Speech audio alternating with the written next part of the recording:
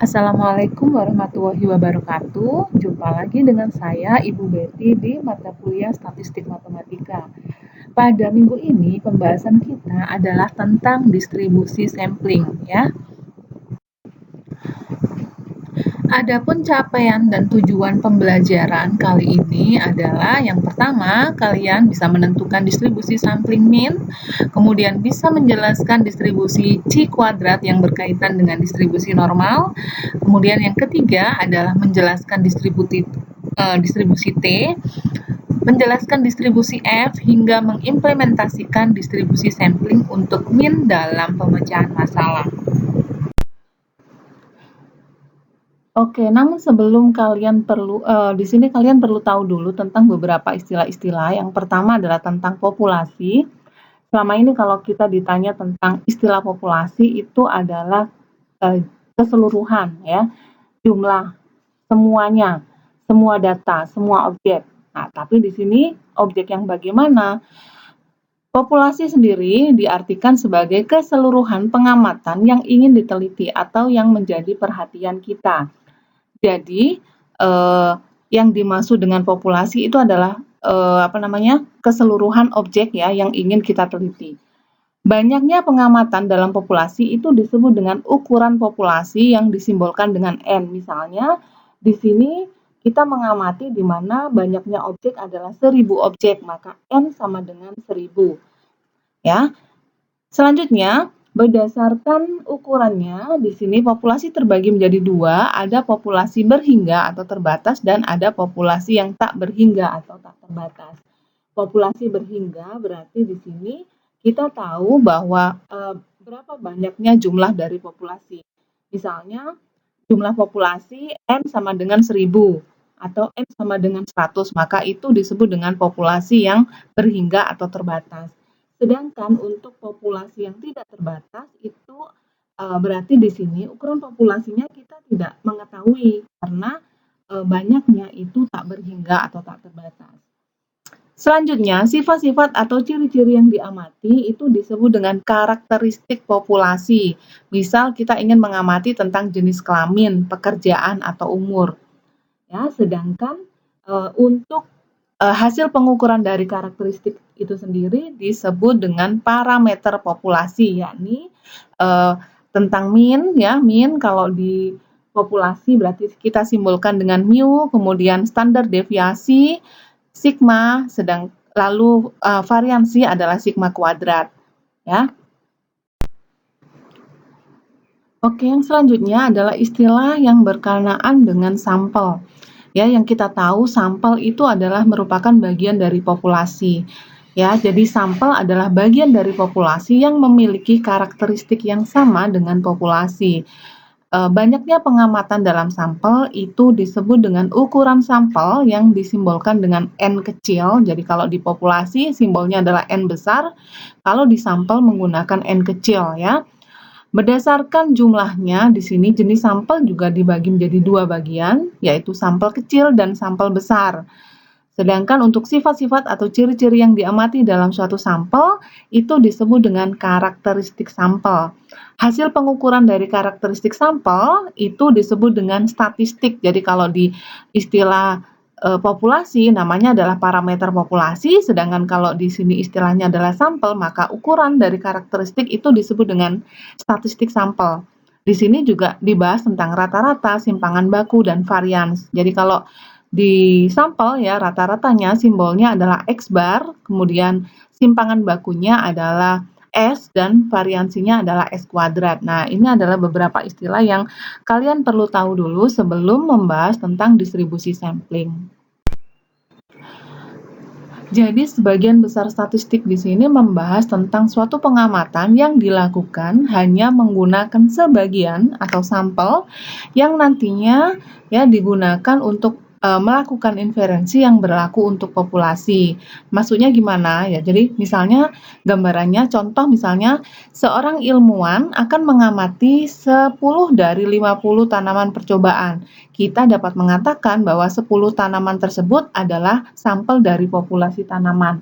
Jadi di sini sampel populasinya adalah sebanyak 50 ya jumlahnya dan jumlah dari populasinya adalah 10 tanaman.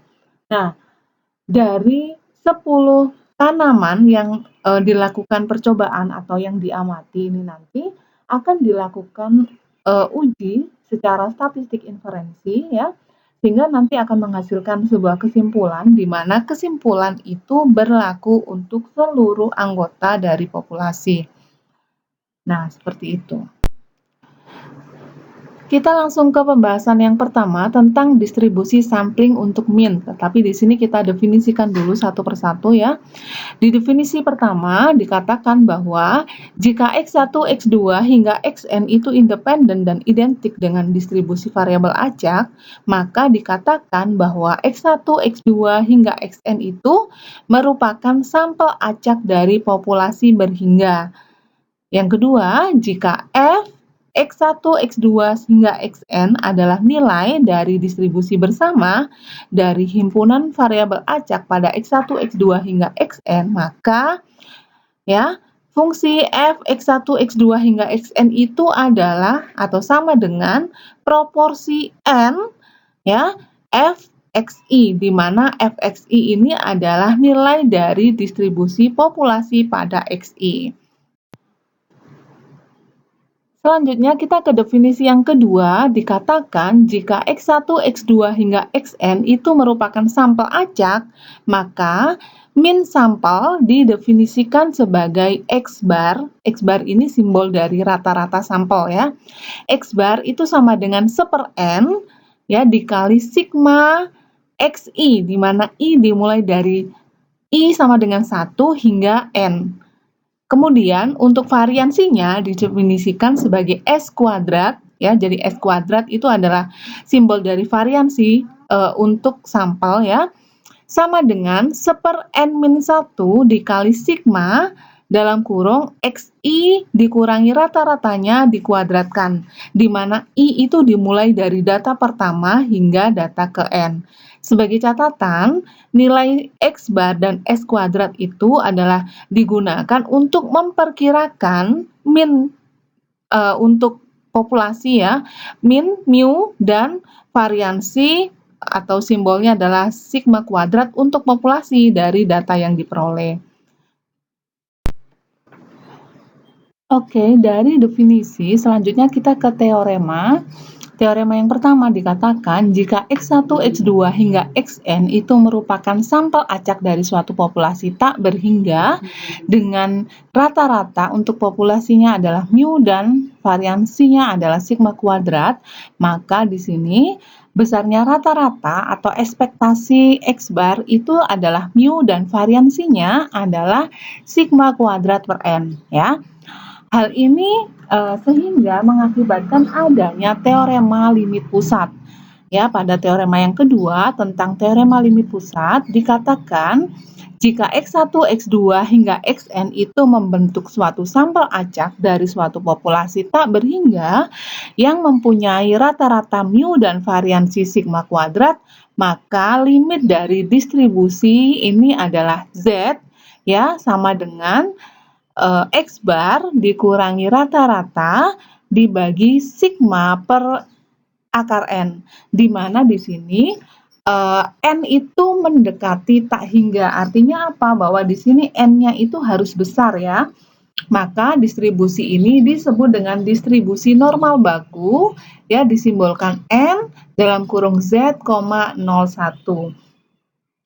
Maka di sini ada ada X bar-nya ya. Jadi di rumus Z ini ada X bar itu menyatakan rata-rata sampel.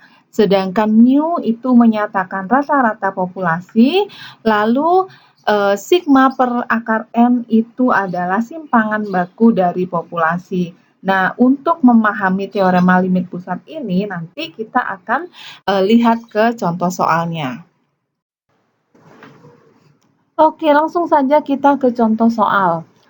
Lamanya seorang programmer membuat sebuah coding sederhana merupakan peubah acak atau variabel acak dengan rataan 3,2 menit. Ya, rata-ratanya di sini adalah 3,2 menit.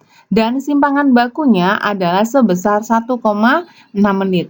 Jika diamati 64 programmer sebagai sampel, tentukanlah peluang waktu rataan membuat sebuah coding sederhana. Ya, pertanyaan yang pertama adalah paling lama 2,7 menit. Yang B lebih dari 3,5 menit dan yang C adalah antara 3,2 menit sampai 3,4 menit. Nah, coba kalian lihat di sini apa-apa saja yang diketahui di dalam soal ini. Ya, di sini kita harus mendata dulu yang diketahui apa. Di soal ya dikatakan bahwa di sini rata-ratanya yaitu 3,2 menit. Rata-rata yang dimaksud di sini adalah rata-rata populasi. Jadi yang diketahui adalah mu-nya sama dengan 3,2. Lalu simpangan baku 1,6 yang dimaksud adalah simpangan baku populasi. Simbolnya adalah sigma sama dengan 1,6. Jika diamati 64 programmer sebagai sampel, maka sebanyak sampelnya N kecil sama dengan 64. Ya, yang ditanya, ya tentukanlah peluang waktu rataan membuat sebuah coding sederhana. Yang pertama yang ditanya adalah rata-rata paling lama 2,7 menit. Artinya yang ditanya di sini adalah peluang ya X bar-nya paling lama. Berarti paling lama tandanya adalah lebih kurang dari sama dengan 2,75. 2,7 maksudnya. Ya, jadi yang di sini yang paling penting adalah menentukan tandanya, tanda peluangnya. Kemudian yang B lebih dari 3,5 menit. Maka yang ditanya adalah peluang X bar lebih dari 3,5. Yang C adalah antara 3,2 sampai 3,4. Berarti peluang yang dicari adalah X bar lebih besar dari 3,2 dan lebih kecil dari 3,4. Oke, langsung saja kita jawab di slide yang berikutnya.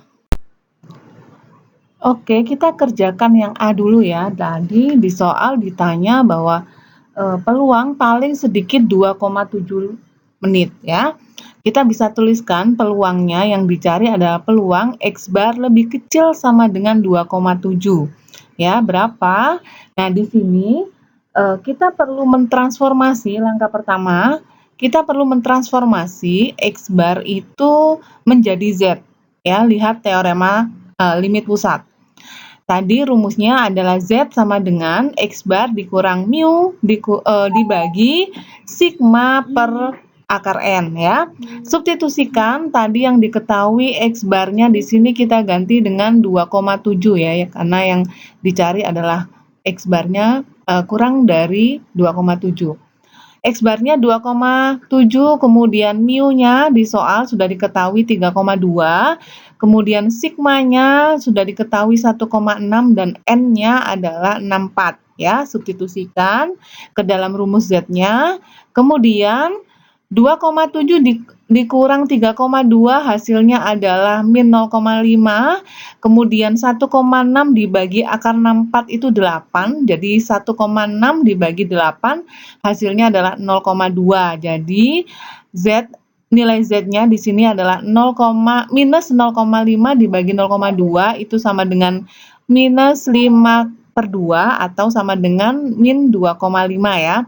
Nah, karena sudah menjadi harga Z di sini, maka selanjutnya adalah kita perlu mencari ya sehingga peluang dari X bar lebih kecil sama dengan 2,7 itu sama dengan peluang dari Z lebih kecil dari min 2,5. Nah, peluang Z lebih kecil dari min 2,5 berarti kita tinggal mencarinya di tabel Z ya. Caranya sama seperti di minggu sebelumnya sudah saya ulas. Kita cari di bagian yang baris adalah 2,5, kemudian di bagian kolom karena di sini di belakang digitnya nggak ada berarti 0,00 ya. Temukan maka besar peluang dari Z lebih kecil dari min 2,5 itu adalah 0,0062. Jadi peluang ya rata-rata paling sedikit 2,7 atau X bar lebih kecil sama dengan 2,7 itu adalah 0,0062 ya, seperti itu. Oke, selanjutnya kita jawab yang bagian B ya, yang ditanya di soal tadi adalah itu rata-rata lebih dari 3,5 menit. Ya, di sini kita bisa tuliskan peluangnya P ya dalam kurung X bar lebih dari 3,5 menit ya, 3,5. Nah, nilai X bar lebih dari 3,5 itu kemudian kita harus transformasi ya ke dalam bentuk Z. Sesuai dengan teorema limit pusat, rumus Z-nya tadi adalah X bar ya dikurangi mu dibagi sigma per akar N. Masukkan di mana di sini harga X barnya adalah 3,5 dan harga mu-nya adalah 3,2, sama seperti tadi, sigmanya adalah 1,6 dan harga N-nya adalah 6,4.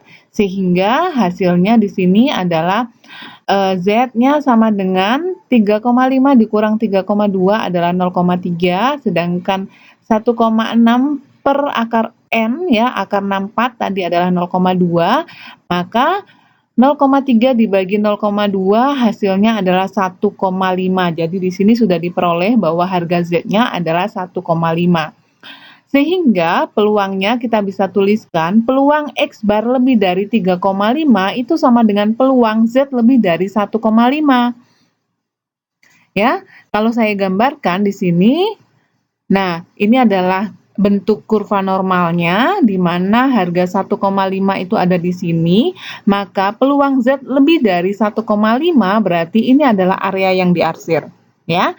Nah, yang perlu diingat di sini bahwa di kurva ya, untuk mencari besarnya peluang itu dimulai dari yang sebelah kiri. Sehingga untuk mencari besarnya peluang Z lebih dari 1,5 itu sama dengan 1 dikurang peluang Z kurang dari 1,5. Nah, selanjutnya untuk mencari besarnya peluang Z kurang dari 1,5 kita bisa mencarinya di tabel Z ya. Tabel Z berarti di sini kita cari di bagian baris adalah 1,5 dan selebihnya digitnya adalah 0, maka kita temukan ya besarnya peluang Z kurang dari 1,5 adalah 0,9332. Kita bisa menuliskan ya peluang X bar lebih dari 3,5 itu sama dengan 1 dikurang 0,9332, hasilnya adalah 0,0668. Jadi, peluang seorang programmer mengerjakan coding ya sederhananya dalam waktu rata-rata 3,5 menit itu adalah 0,0668. Nah, seperti itu. Oke, yang selanjutnya adalah menjawab pertanyaan yang C ya. Adalah antara di sini pertanyaannya mencari peluang antara 3,2 menit sampai 3,4 menit ya. Kita bisa tuliskan peluangnya X bar itu lebih besar dari 3,2 dan lebih kecil dari 3,4. Nah, di sini kita punya dua buah nilai X bar ya. Yang pertama adalah 3,2 dan X bar yang kedua nilainya adalah 3,4. Nah, otomatis di sini ya, nanti nilai-nilai ini itu akan kita transformasi menjadi harga Z. Otomatis di sini Z-nya juga akan ada dua, yaitu Z1 dan Z2. Sekarang kita cari Z1 dulu. Tadi berdasarkan rumus teorema limit pusat ya, X bar dikurangi rata-rata mu ya dibagi sigma per akar N. Masukkan di mana di sini harga X barnya adalah 3,2 dikurangi harga mu 3,2 dibagi sigma 1,6 per akar 64 ya. Maka hasilnya di sini untuk Z1 adalah 0 bagi 0,2, hasilnya adalah 0 untuk Z1-nya. Lalu yang kedua kita cari harga Z2 sama rumusnya ya, hanya di sini X barnya kita ganti nilainya dengan 3,4. Jadi 3,4 dikurang 3,2 ya dibagi 1,6 per akar 64 hasilnya adalah 0,2 dibagi 0,2 hasilnya sama dengan 1. Jadi di sini kita memperoleh punya nilai Z1 adalah 0 dan Z2-nya adalah 1. Ya. Lalu kita tuliskan bahwa peluang ya X bar itu lebih besar dari 3,2 dan lebih kecil dari 3,4 itu sama dengan peluang Z lebih besar dari 0 dan lebih kecil dari 1 ya. Nah, kalau kita gambarkan, gambarnya seperti ini untuk Z berada di antara antara 0 dan 1 ya. Gambarnya seperti ini, maka ini adalah area yang dimaksud antara 0 dan 1 ya, 0 dan 1. Maka peluang Z lebih besar dari 0 dan lebih kecil dari 1 itu sama dengan ya kalau dari gambar di sini kita bisa tuliskan bahwa peluang Z lebih kecil dari 1 ya, peluang Z lebih besar dari 0 dan lebih kecil dari 1 itu sama dengan peluang Z lebih kecil dari 1 dikurang peluang Z lebih kecil dari 0. Nah, dari gambar kita coba lihat, benar nggak nih? Nah, ya, peluang Z lebih kecil dari 1 itu adalah area yang hijau, kita arsir yang ini, ya, dikurangi peluang Z kurang dari 0, berarti kita ambil yang itu, ya, kita ambil yang area kuning, maka hasilnya adalah tinggal area yang merah. Jadi, area yang diarsir adalah area antara 0 dan 1 ya. Sehingga untuk mencari besarnya peluang Z lebih kecil dari 1 dan peluang Z lebih kecil dari 0, kita bisa mencarinya menggunakan tabel Z. Di mana harga peluang Z lebih kecil dari 1 itu adalah yang ini ya, 0,8413, sedangkan peluang Z lebih kecil dari 0 itu adalah 0,5. Kita masukkan harganya, jadi peluang Z lebih kecil dari 1 adalah 0,8413 dikurang 0,5, hasilnya adalah 0,3413. Jadi besarnya peluang ya antara 32 sampai 34 menit ya, programmer itu melakukan coding data ya. Coding sederhana hasilnya adalah 0,3413. Nah, seperti itu. Oke, semoga bisa dipahami. Oke, kita lanjutkan ke teorema yang berikutnya. Dikatakan jika X bar itu adalah rata-rata atau min dari suatu sampel acak dengan ukuran N, ya, N-nya di sini adalah N besar. Sampel itu diambil dari suatu populasi normal dengan rata-rata mu dan variansi sigma kuadrat, ya. Maka distribusi min sampel atau distribusi rata-rata sampel adalah berdistribusi normal. Artinya apa di sini? Bahwa ketika sampel itu diambil dari populasi yang normal atau populasinya berdistribusi normal, maka distribusi rata-rata atau min sampel ya juga berdistribusi normal. Begitu. Oke, langsung saja kita ke contoh soal. Lamanya seorang programmer membuat sebuah coding sederhana merupakan peubah acak atau variabel acak dengan rataan 3,2 menit. Ya, rata-ratanya di sini adalah 3,2 menit. Dan simpangan bakunya adalah sebesar 1,6 menit. Jika diamati 64 programmer sebagai sampel, tentukanlah peluang waktu rataan membuat sebuah coding sederhana. Ya, pertanyaan yang pertama adalah paling lama 2,7 menit. Yang B lebih dari 3,5 menit dan yang C adalah antara 3,2 menit sampai 3,4 menit. Nah, coba kalian lihat di sini apa-apa saja yang diketahui di dalam soal ini. Ya, di sini kita harus mendata dulu yang diketahui apa. Di soal ya dikatakan bahwa di sini rata-ratanya yaitu 3,2 menit. Rata-rata yang dimaksud di sini adalah rata-rata populasi. Jadi yang diketahui adalah mu-nya sama dengan 3,2. Lalu simpangan baku 1,6. Yang dimaksud adalah simpangan baku populasi. Simbolnya adalah sigma sama dengan 1,6.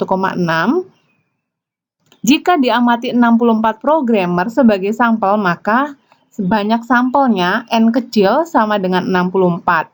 Ya, yang ditanya Ya, tentukanlah peluang waktu rataan membuat sebuah coding sederhana. Yang pertama yang ditanya adalah rata-rata paling lama 2,7 menit. Artinya yang ditanya di sini adalah peluang ya, X bar-nya paling lama, berarti paling lama tandanya adalah lebih kurang dari sama dengan 2,75. 2,7 maksudnya. Ya, jadi yang di sini yang paling penting adalah menentukan tandanya, tanda.